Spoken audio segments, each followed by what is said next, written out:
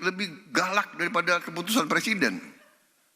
Nggak ada lagi pertek-pertek. Pokoknya pertek keluarkan oleh kementerian harus seizin Presiden Republik Indonesia. Ya. Mudahkan. Ini saya sebetulnya dalam hati, ya benar tadi siapa yang sampaikan, sebetulnya Pak Purbaya ya, ini sebetulnya Pak Presiden Trump mungkin membantu kita ini sebenarnya. Dia maksa kita supaya kita ramping, supaya kita efisien, supaya kita tidak manja, ya kan? Jadi saya benar-benar ini kesempatan.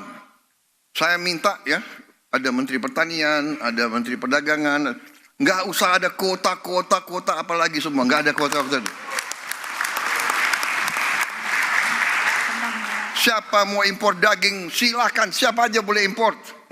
Saudara-saudara, mau impor apa, silakan, buka aja. Rakyat kita juga pandai kok, ya kan? Jangan bikin kota-kota, habis itu perusahaan A, B, C yang hanya ditunjuk, hanya dia boleh import. Enak aja, iya kan? Udahlah, kita sudah lama jadi orang Indonesia, udah nggak pakai, jangan pakai praktek-praktek itu lagi gitu, ya. Karantina.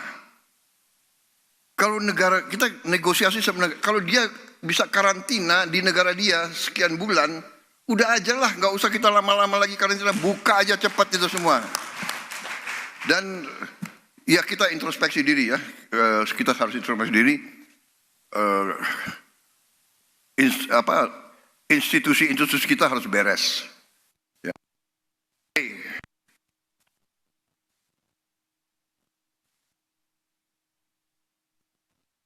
Sendiri institusi kita harus beres. Ya. Ya, saudara, kita juga baru saja menyaksikan Presiden Prabowo dan sejumlah menteri kabinet, pimpinan lembaga dan ekonom bergabung dalam forum dialog strategis antara pemerintah pelaku ekonomi. Yang dibahas salah satunya adalah untuk memperkuat sinergi menuju pertumbuhan ekonomi nasional yang inklusif dan berkelanjutan, khususnya di tengah situasi ekonomi global yang dinilai penuh tantangan. Dan saudara, Presiden Prabowo Subianto akan memperbaiki komunikasi pemerintah dan menjadi lebih baik serta proaktif. Menurutnya hal itu sesuai dengan hasil evaluasi 150 hari kerja Kabinet Merah Putih. Dalam sarasehan ekonomi di Senayan, Jakarta, Prabowo mengakui komunikasi pemerintah kurang berjalan baik selama menjabat. Ia mengaku itu menjadi tanggung jawabnya sebagai kepala negara dan menegaskan pemerintah tidak anti kritik. Di sisi lain, Presiden mengatakan pemerintah terus bekerja dengan mengutamakan pembuktian yang mendasar.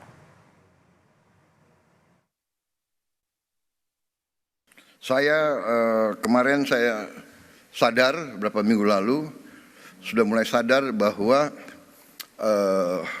komunikasi dari pemerintah yang saya pimpin memang agak kurang. Dan itu adalah tanggung jawab saya. Dan saya ingin memberi penjelasan kenapa. Karena saya menganut filosofi evidence-based performance. Dan saya percaya, saya berpendapat sebenarnya rakyat pun akan menilai dengan hasil. Ya, saya memang sering diejek karena saya juga membuka kesempatan untuk diejek, ya kan? Kan saya bilang saya nggak suka orang yang hanya omon-omon. Akhirnya omon-omon jadi apa tuh? Jadi populer ya, dipakai di seluruh Indonesia. Iya kan? Dan saya nggak suka hanya omon-omon. Menteri Keuangan Sri Mulyani menyebut perhitungan tarif resiprokal yang dipatok Presiden Amerika Serikat Donald Trump sulit dipahami. Ia bahkan bilang tarif balasan Trump tak sejalan dengan teori ilmu ekonomi yang berlaku. Dalam sarasehan ekonomi di Senayan, Jakarta, Menteri Keuangan menilai kebijakan Trump sebatas jalan menutup defisit anggaran di Amerika Serikat. Atas kebijakan itu banyak negara menyelamatkan ekonomi masing-masing. Meski demikian, ia memastikan kondisi makroekonomi dan APBN masih terkendali. Meski nilai tukar rupiah dan indeks harga saham gabungan sempat bereaksi. Tarif resiprokal yang disampaikan oleh Amerika terhadap 60 negara menggambarkan cara penghitungan tarif tersebut yang saya rasa semua ekonom yang sudah belajar ekonomi tidak bisa memahami. Jadi ini juga sudah tidak berlaku lagi ilmu ekonomi. Yang penting pokoknya tarif duluan. Karena tujuannya adalah menutup defisit. Tidak ada ilmu ekonominya di situ. Menutup defisit itu artinya saya tidak ingin tergantung atau beli kepada orang lain lebih banyak dari apa yang saya bisa jual kepada orang lain.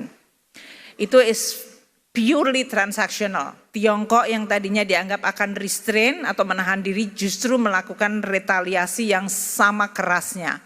Dan ini menimbulkan suatu eskalasi, makanya pemburukan di pasar uang dalam 2 hari terakhir ini karena respons kedua sesudah RRT menyampaikan retaliasi. Sesudah RRT menyampaikan retaliasi, Presiden Trump dengan Twitter mengatakan saya akan menaikkan lagi tarifnya menjadi 50%.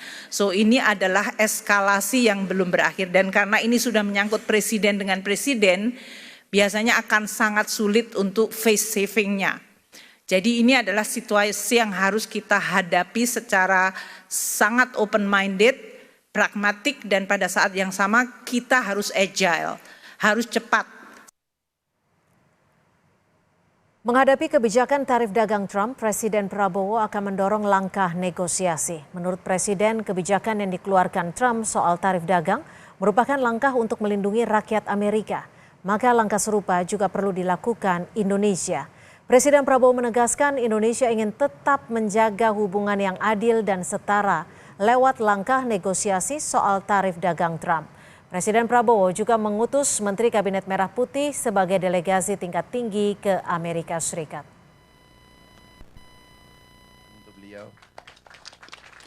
Perang dagang kita juga kena, ya kan? Tapi kita tenang, kita punya kekuatan, kita juga nanti akan berunding. Kita akan berunding dengan semua negara, kita akan juga buka perundingan sama Amerika. Kita akan menyampaikan kita ingin hubungan yang baik. Kita ingin hubungan yang adil. Kita ingin hubungan yang setara. Jadi kita tidak ada masalah. Resiprokal. Jadi apa yang mereka minta, kalau masuk akal, wajib juga kita hormati, ya. Pemimpin-pemimpin Amerika memikirkan kepentingan rakyat Amerika. Kita memikirkan kepentingan rakyat kita.